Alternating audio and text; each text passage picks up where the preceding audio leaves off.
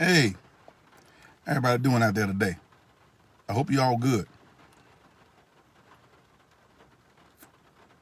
But I want to share something with you. Let me ask you a question. Have you had times in your life where you feel like the more you do, the worse things get? Have you felt like the more you try to push forward, you get knocked back more steps than you did when you went forward? Do you have those feelings like, uh, I'm not getting anywhere, my life is stuck, I can't seem to achieve anything? Every time I'm trying to do something, just something, one thing after another happens. Do you feel like that sometimes? But can I tell you something? You're not the only one. You're not the only one that go through things like this. And because you're not the only one, I want to take a minute to encourage you about those situations. All right, on my Christian journey, I've learned to accept the fact that everything that happens has a purpose. Whether I like it or not, whether I accept it or not, everything that happens has a purpose. Believe it or not, you a purpose. They might have told you you weren't planned. They might have said that you were a mistake. They might have said that you just slipped up on us. No, you are a purpose. If you weren't a purpose, God would not have allowed you to be here. And because you are a purpose, God placed in you to have a purpose.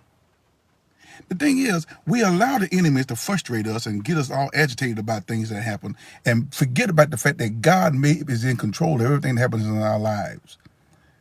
And he'll make you start questioning God and make you feel like that God does not know what he's doing. The main object, the main goal of the enemy is to make you feel like that God does not know what he is doing. And that's a trick of the enemy. That's a lie. So what happens now when you get all upset and tired? Now you're frustrated. Your issues or your problems become bigger and bigger. Now you start squeezing God out of your mentation. You start squeezing God out of your spirit. You start squeezing God out of the situation. And now who takes over? The enemy. He'll come in with these false lies and allegations, making you feel like that you can do this on your own, but that is a lie. So I'm here to tell you this. Don't stay upset when you and it's raining and you have a flat. Don't stay mad when the car in front of you is driving too slow and you in a hurry. You know why? Because it's not their fault that you were in a hurry in the first place, that you were late.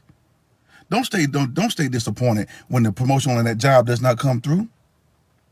Don't stay or mad because of the fact that you can't seem to get moving faster, because everything that happens to you has a purpose. Then God may have been protecting you from a wreck that would happen on the road. If you hadn't had that flat, then you would have got there too soon, and you would have been the one in the news being the casualty of that head-on collision. If you'd have got that promotion, the one you wanted, and God didn't allow you to have it because you asked God to make you happy and make you prosperous, that promotion would probably put more stress, undue stress on you, or cause some situation where a scandal would have came through, and they put you in that job because of the fact they wanted to have a fall guy. It might not be the good thing that you had that job. God has a purpose for everything that happens in your life. So I'm telling you this. The next time you start falling through the situation, the next time you feel like you're not getting anywhere, the next time those inconveniences start happening, God is trying to tell you, sometimes God uses these small inconveniences and these problems to uncover or even protect us from the attack of the enemy. Because he knows you cannot see that far. He knows you don't know what's up ahead of you. So he has to create some deterrents. He had to create some barriers to slow you down or take you off the course that you're going in order to protect you. When the children of Israel were leaving Egypt, he didn't take them the shortcut to get to where they were going. He took them the long way. Because if he took them the shortcut, they would have got into the hands of those enemies over there. And if they would have started fighting with them, he knew if they started fighting, they were going to run back to Egypt. I'd rather walk a little further, walk a little longer to get to my promise than to run fast back to my captivity. Everything you had in your life have a purpose. Are you going to trust God to know that the steps that you're taking, the steps that he's leading you with, the places that he is taking you with, the relationship that he's hooking you up with is for your good? Or are you trying to do it on your own because you're thinking you don't need God to make it where you're going? Because you feel like, I don't need God. So there's a saying that says that God won't give you more than you can bear. well, or might say more than you can, really more than you can handle. But let me tell you this: if God did not give you more than you can handle, then you would not need God. God would allow circumstances to happen to turn you towards Him, to get you to depend on Him, to lead you to look or to seek for Him. God does this thing called hide and seek. God goes and hides sometimes to create a sense of you, or earning in you, or yearning in you to start looking for Him. Because you're like, God, you call God, where you at? I can't find you. Just like when you have those things that when we were playing that game called hide and seek, and the person could put his head, close his eyes, or put his head in the fold of his arm and start counting to 100 by 10 or 5s or 10s and give everybody a chance to go hide. And then he said, ready or not, here I come. Well, that's how God does. God sometimes will go hide and will get your attention. Let's allow some situation to happen to get you to start looking for Him. Are you looking for God?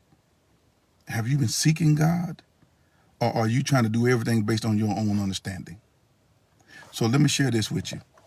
The next time you fall into one of these things that happen to you, this is what you do. Don't stay upset. Again, if that flat comes up, don't stay discouraged. When I say stay, now I'm not saying those feelings won't come, because we're human. These are feelings that are naturally placed in us. But I'm telling you, don't stay there. Because if you stay there, it's like walking in a muddy river or a muddy pond. And the more you stay in there, the deeper you're going to get in that mud. And then the harder it's going to be for you to come out. Don't stay there.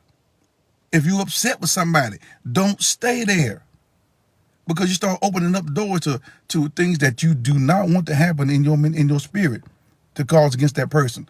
Let that go. God, there must be a reason that you're allowing this to happen. You must be protecting me from a wreck up the road. You must be protecting me to be in the fall guy on the job. You must be protecting me from not getting killed or getting hurt or emotionally or physically hurt or even spiritually hurt. So it must be a reason that you're allowing these things to happen in my life. So when those things happen again, don't stay upset. Take a breath and say, God, and ask Him, are you trying to tell me something? Because if you are, I'm listening. I hope this encourages you. If it does, share it. All right? Peace.